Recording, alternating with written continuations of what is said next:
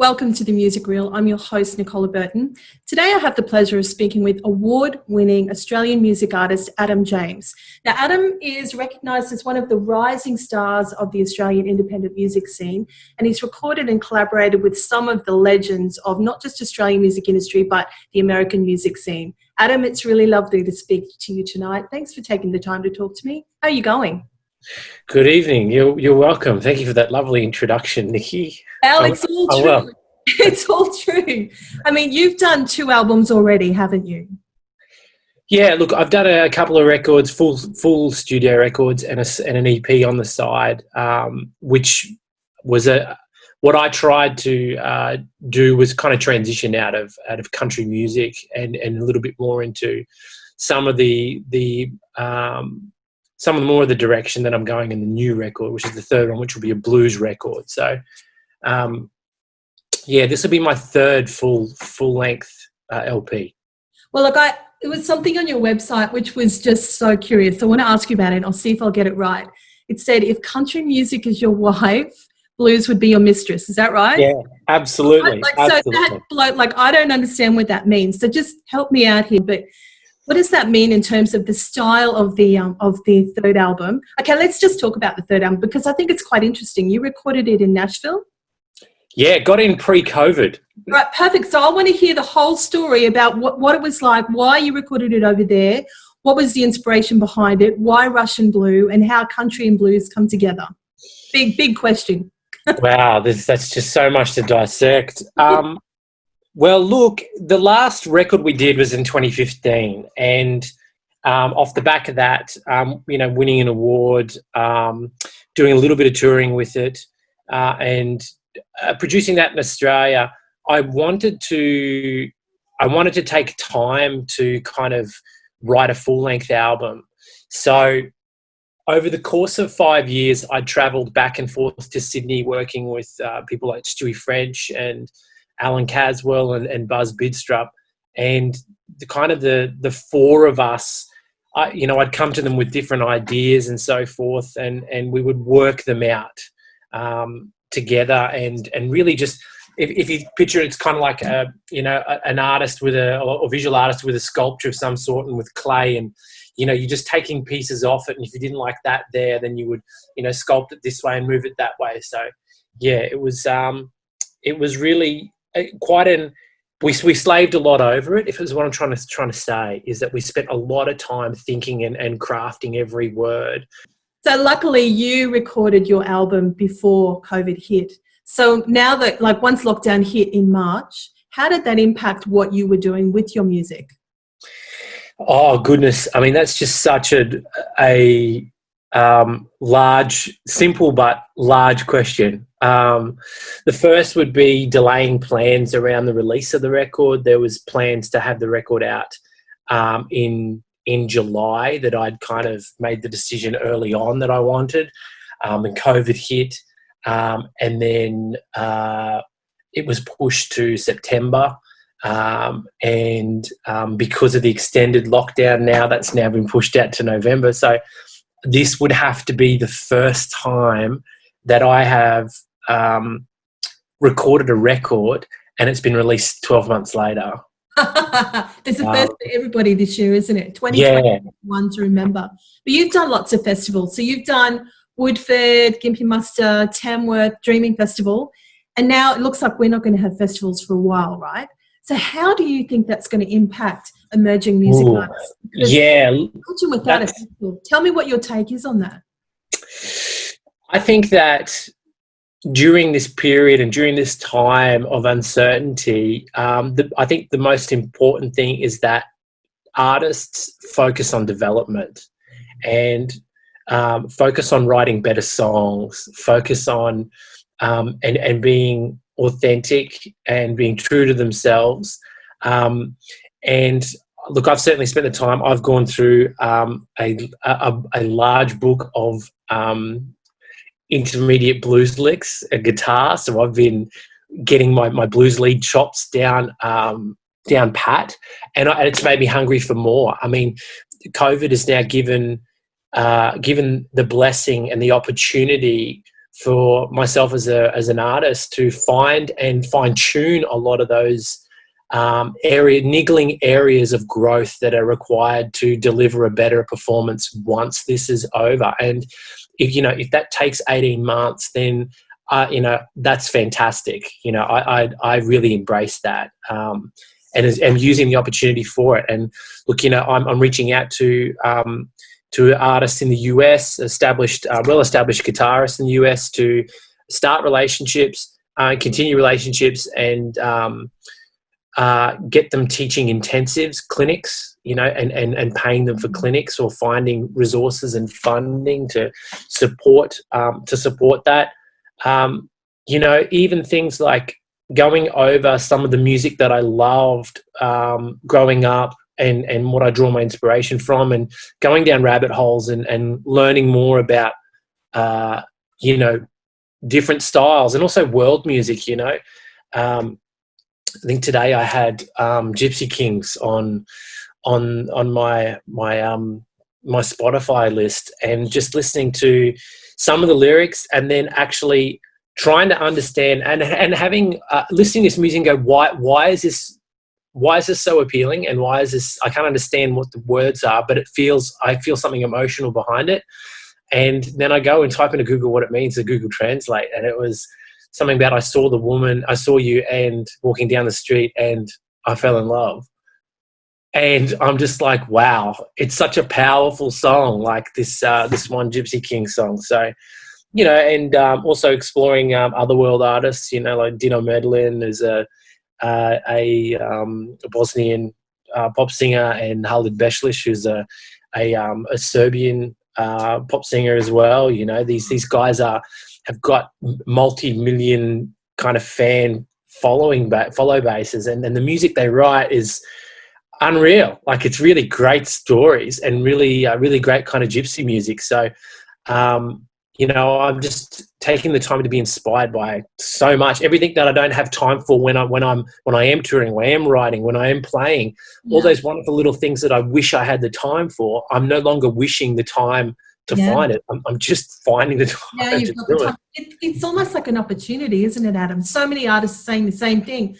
I've caught up on my tax. I've been writing, I've been recording, and exploring different music. And a lot of people have been saying, maybe music plays a role in the recovery of the world, because, as you said, if you can listen to all kinds of music, it opens you up in a different way, doesn't it? It's like a different language. Yeah. It changes the way we think, the way we feel. Yeah, and it also has the ability to not only transcend time with music, but it also has the ability to influence, contemporary genres in ways that haven't been influenced for a while. That is cool. I like that. Yeah, which is awfully renewal. Like, there's an element of renewal in that. I think that there is. I mean, First Nation music communities are incredible with the things that they're coming out with. I'd like to see a little bit more of that, because we've got such a rich tapestry of musicians in our Indigenous culture and our Indigenous communities. I'd like to see a little bit more of that.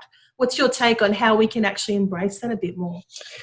Well, the way in which we enable systemic change is by, particularly in this kind of idea around reconciliation action plans with a lot of businesses in Australia. There's like over 800, 900 reconciliation action plans. And some of the big media guys like ABC, Universal, and distribution hubs, places where they can enable the music industry to be better than what it is. Let's move beyond supporting the bottom line of employing Indigenous people, and let's actually sink funds into Indigenous enterprise, and Indigenous music organisations, and Indigenous arts in general, because brand Australia to the world has got an Indigenous dot painting all over it. So it's hard. It's like we give with one, but we take with the other. We're happy to lead with a red kangaroo in the sky covered with Aboriginal art, yet we still got First Nations artists struggling to make ends meet and to have their voice actually recognised and be competitive in the marketplace against those that have the power of, major labels and influence over distribution networks. Yeah, it can't just be tokenism anymore. We've actually got to start taking action because we've got this incredible wealth in our own backyard. And as you say, we're branding ourselves on it, but we're not actually embracing it. So what's the call to action, Adam? What do we need to do to bridge that gap? Because I think seriously, everyone's on the same page now. If we can find this as an opportunity, maybe this is the time. What do you reckon? What can we do? Yeah, I mean, it's sitting down and having conversations. It's all about value and relationship and exploring, getting beyond deficit modeling and seeing us in a lens that we've been cast for such a long time and saying, we have stories, we have culture, and, we're ready to share that with the rest of the world and, drop the prejudice and start treating us like human beings. More than anything, that's where the conversation should begin. No, I agree. And not be afraid, and be courageous, and don't be afraid. Like, there's nothing if you're not afraid of me tonight. I mean, you, me and Manny have had a relationship for a long time, and there's no hesitation there between us. It's a fluid conversation. It's one of built on reciprocity and respect. These are pillars and great foundation for great conversation. It's the apprehension that comes from the way in which we are stereotyped, on TV. I went to What Air with Buzz a couple of years ago with Thumbs Up. So you're on the board of Thumbs Up still? Yep. It was a life-changing experience for me. I just could not believe the natural music that was just coming out of every aspect of that place. And I just felt it was like sad on one hand, but almost excited on another. We've got this great treasure. How do we, get it out there? So, which is why I'm having this conversation with you. I think, we do need to have that more of a focus as the Australian music industry. Yeah, and look, for instance, a great example is like Uncle Sammy Butcher and Buddy Knox, who are two of the greatest Indigenous blues guitarists I've ever heard in my life. Like, these guys are phenomenal. You got one's built off the back of Uncle Roger, still is in Uncle Roger Knox's band. It's his dad, and who was the Black Elvis and still is the Black Elvis. And then you got someone like Uncle Sammy Butcher, who's the guitarist for the Warumpi band, and the both of them are just like out of this world crazy blues players, and these guys could at any blues festival in the US, could, like, even Crossroads, these guys could hold themselves like they're experts, and that kind of talent is just not nurtured. I only see that at little gammon festivals or little Indigenous festivals or cultural festivals every now and then. It makes my heart swell because I'm just like, far out. I've got so much to learn from these guys, and it's just sad that through the passage of time, they haven't been given the stage that really they should be given. Yeah. But I think funding is starting to provide some First Nations programs. So hopefully that sort of might be the start. But I think conversations like ours are a good place to start, and just raising awareness that, oh my God, there's some great music out there that it's ignored by radio, it's ignored by mainstream, and we've just got to really try and bring it out.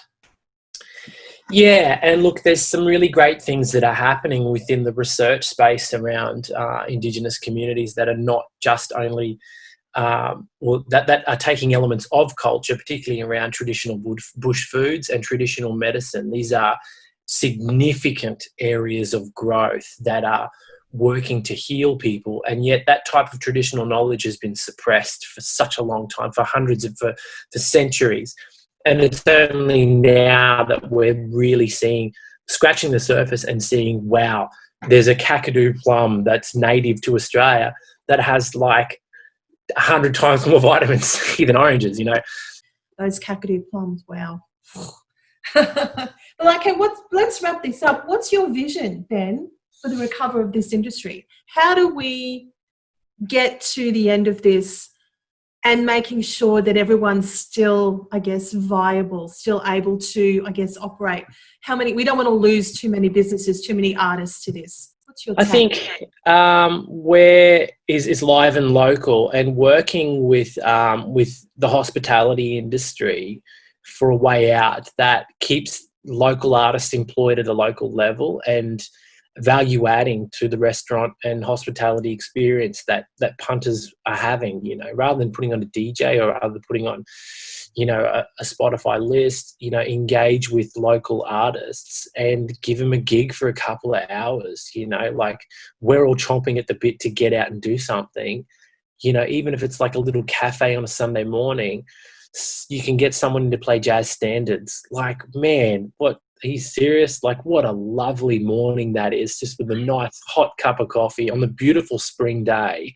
Yeah. And there's someone with a small PA and a keyboard playing beautiful jazz standards, you know, as the birds are chirping and the sun is shining. Like, happy Sunday. Like, you know, things like that really are.